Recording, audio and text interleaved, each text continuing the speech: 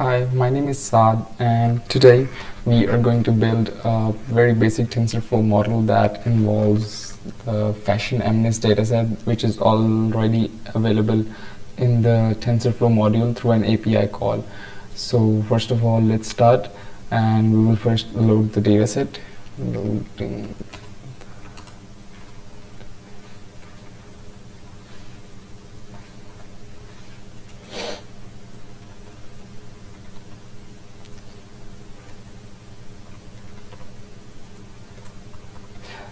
I've already loaded the dataset, so but what can happen is you guys can actually load the datasets using this command. I've already downloaded it, so I don't need to do this again. So I'll just comment this, and now I will simply training images, training labels and testing images. Yeah, I'll use the load data function, and that is how I will be able to load the data inside TensorFlow in the form of arrays. Let's just import TensorFlow STF, and I'll show you the version. Okay, now this assumes that you are well aware of how TensorFlow is installed, how Python is installed, and all that stuff.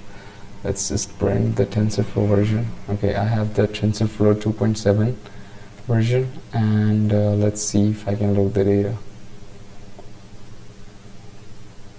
Okay, so I may need to download it again. Okay, just a second.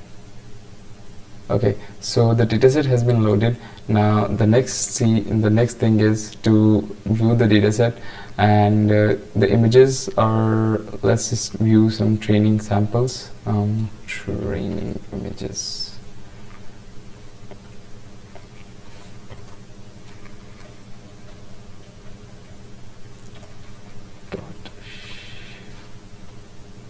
Shape. Okay, so one thing you can see that I viewed the first image, but it's 136, 120, so these values are not normalized. So what we can do is we first can normalize these values. Equal to 0, and the same can be done for testing images. Now when you'll see, let's view the training image again. Training images 0.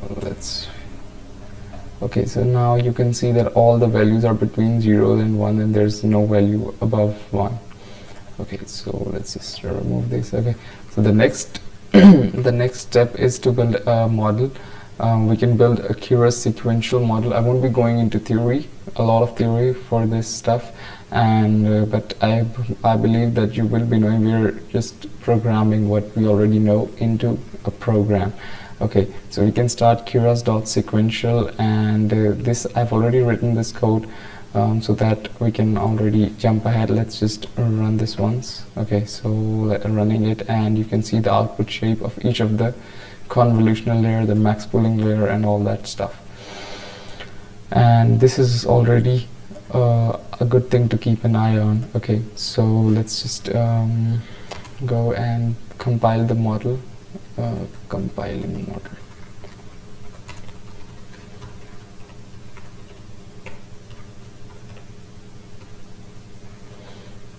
Optimizer. Okay, so this is we can use this optim compile function to compile the model, and now we can use the training.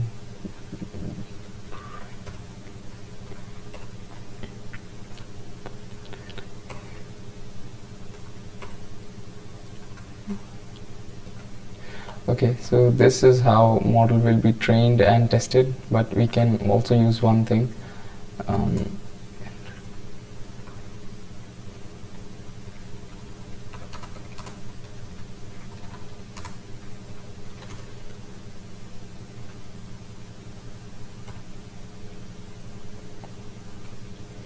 Okay, so now this will work on the accuracy function, so that If accuracy is greater than 60%, it will stop. Let's test this, and we can test this by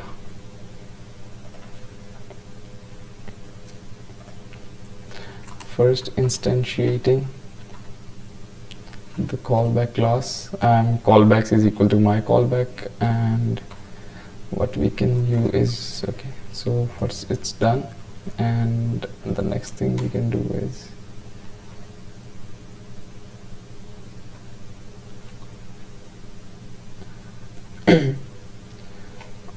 I just have to check some things. Or the callbacks added.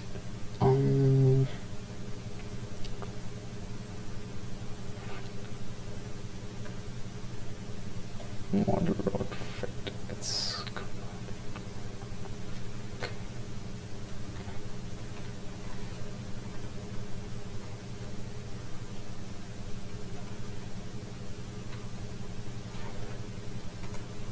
okay. So now the callback has been added. Let's just compile the model, and in the meantime we can view this in the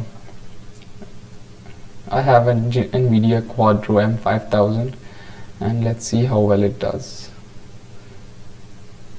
Okay, and also keep an eye on how much the battery will drop.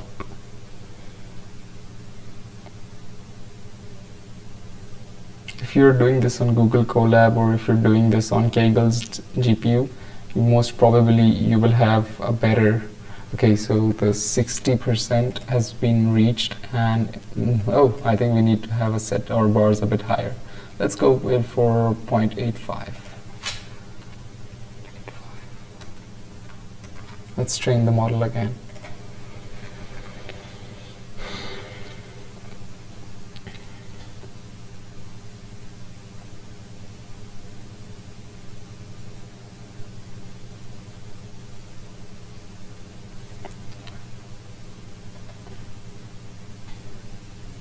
Oh, even this has been achieved.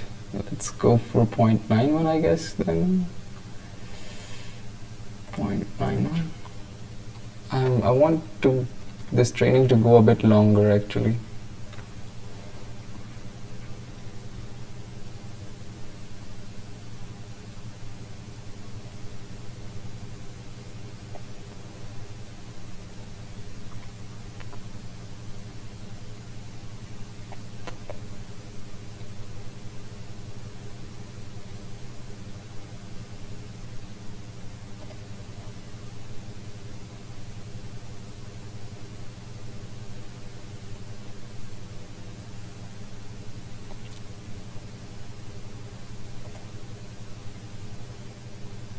Okay, 90% accuracy, well, that's perfect. Well, this was it from today's tutorial, and we hope to get, and I was hoping to get more tutorials and start from basic to advanced models, and I hope we can go there in this month. Thank you.